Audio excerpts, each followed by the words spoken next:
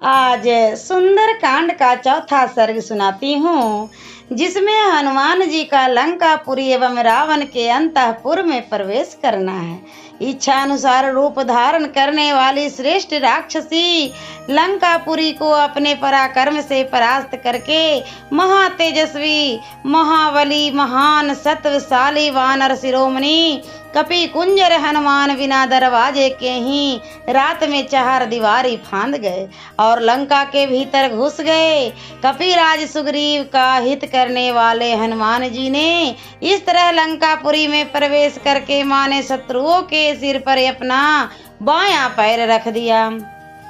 सत्वगुण से संपन्न पवन पुत्र हनुमान उस रात में परकोटे के भीतर प्रवेश करके बिखेरे गए फूलों से सुशोभित राजमार्ग का आश्रय ले उस रमणीय लंकापुरी की ओर चले। जैसे आकाश श्वेत बादलों से सुशोभित होता है, उसी प्रकार वह रमणीय पुरी अपने श्वेत मेघ सदृश गिरहों से उत्तम शोभा पा रही थी। वे उत्तम अट्टहास जनित उत्कृष्ट शब्दों तथा वाद्य घोषों से मुखरित थे।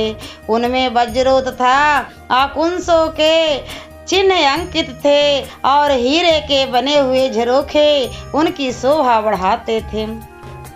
उस समय लंका श्वेत बादलों के समान सुंदर एवं विचित्र राक्षस गिरोह से प्रकाशित हो रही थी। उन गिरोह में तो कमल के आकार में बने हुए थे, कोई स्वास्तिक के चिन्ह या आकार से युक्त थे और किन्हीं का निर्माण वर्धमान संज्ञक गिरोह के रूप में हुआ था। वे सभी सब ओर से सजाए गए थे।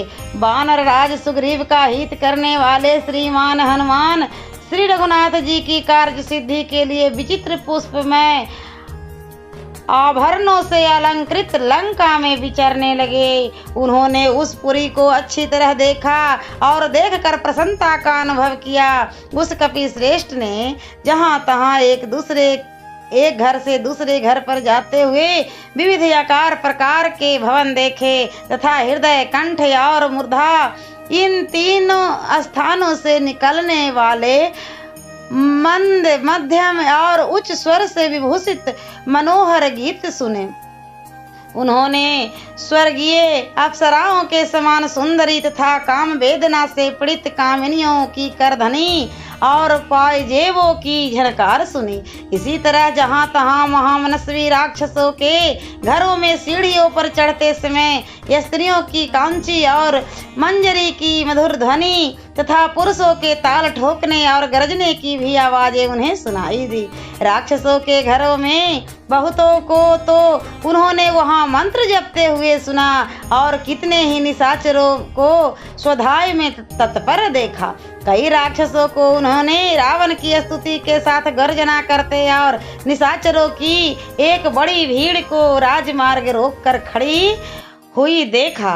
नगर के मध्य भाग में उन्हें रावण के बहुत से गुप्तचर दिखाई दिए। उनमें कोई योग की दीक्षा लिए हुए, कोई जटा बढ़ाए, कोई मुड़ मुड़ाए, कोई गोचर्म और मृग चर्म धारण किए और कोई नंग धड़ंग थे।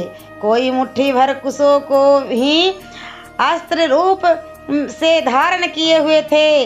कहीं का अग्नि कुंड ही आयुध था, किन्हीं के हाथ में कूट और मुगदर था, कोई डंडे को ही हथियार रूप में लिए हुए थे।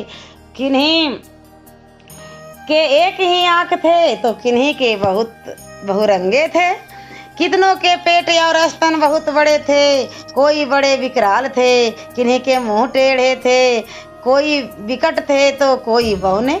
किन्हीं के पास धनुष, खड्ग, सतंगी, मुसल रूप आयुध थे, किन्हीं के हाथों में उत्तम परिधि विद्वान थे और कोई विचित्र कवचों से प्रकाशित हो रहे थे। कुछ निशाचर न तो अधिक मोटे थे, न अधिक दुर्लभ, न बहुत लंबे, न अधिक मोटे, न बहुत गोरे थे, न अधिक काले और न अधिक कुबड़े थे, न विशेष बौने ही।